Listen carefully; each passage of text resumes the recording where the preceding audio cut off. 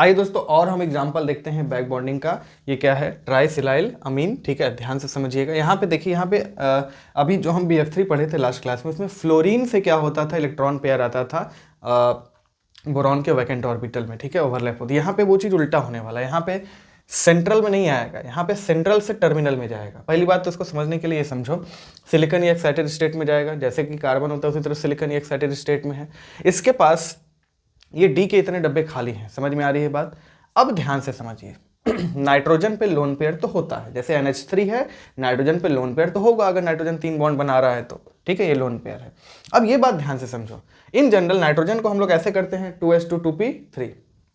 अगर ये गया सिलिकॉन के खाली डब्बा में बैक बॉन्डिंग करने के लिए, तो पाई बॉन्ड बनाना पड़ेगा। बैक बॉन्डिंग पाई बॉन्डिंग होती है। s का कभी भी s ऑर्बिटल पाई बॉन्ड में पार्टिसिपेट नहीं करता है, इस बात को आप समझते हैं। तो यानी कि असल में नाइट्रोजन इस तरीके का नहीं, कुछ इस तरीके का रहता है। यहां पे 1 इलेक्ट्रॉन कर दो, यहां पे 2 इलेक्ट्रॉन कर दो। ठीक है, ताकि ये जो अब p में चला जाए, अब ये पाई बॉन्ड बना सकता है। समझे? इसको हम लोग बोलते हैं स्पेशल एक्साइटेड स्टेट। ध्यान से समझना, यहाँ पे S में, क्योंकि इसको सिग्मा बनाना है, इसको भी सिग्मा बनाना है, इसको भी सिग्मा बनाना है, ये जाएगा बैक बॉन्डिंग में।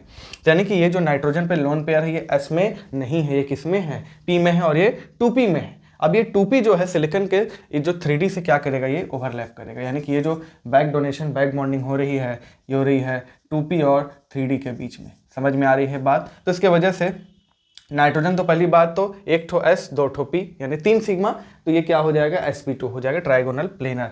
अब बॉन्ड ऑर्डर क्या होगा नाइट्रोजन और सिलिकॉन के बीच का, वो बढ़ेगा। जाहिर सी बात है, बैक बॉन्डिंग हो रही है, बॉन्ड लेंथ घटेगा, बॉन्ड एनर्जी क्या हो जाएगा, घटेगा। ठीक है, बॉन्ड एनर्जी बढ़ेगी, बॉन्ड एनर्जी बढ़ेगी। अब यहाँ पे एक बात ध्यान से समझो, अब नाइट्रोजन पे इन जनरल जैसे हम लोग बोलते हैं कि NH3 क्या है, NH3 एक लेविस बेस है, क्योंकि अपना इलेक्ट्रॉन पेयर क्या कर सकता है, ये डोनेट कर सकता है। अब ध्यान से समझना, ये जो नाइट्रोजन पे यहाँ पे जो लोन पेयर है, पहली बात तो ये P में है, यहाँ पे बैक डोनेशन हो गया, यहाँ पे ये बैक बॉन्डिंग हो गई, तो ये अवेलेबल नहीं है।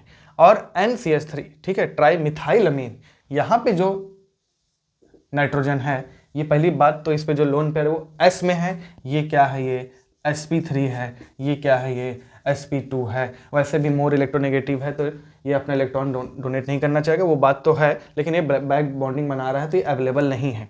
ध्यान से समझना, ये किस में है, ये S में है, इस बात को ध्यान रखना, क्योंकि कार्बन के पास कोई खाली डब्बा तो है नहीं कि यहाँ पे डोनेशन हो जाए। तो ये बात आप बहुत ज़्यादा स्पेशल वाला, ये जो बात हम बताएं स्पेशल एक्साइटेड स्टेट, इस बात को ध्यान रखेंगे। बाकी और एग्जाम्पल हम लोग नेक्स्ट शॉर्ट वीडियो में देख लेंगे, इसको नोट कर लो, ट्राई मिथाइल सिलाइल का।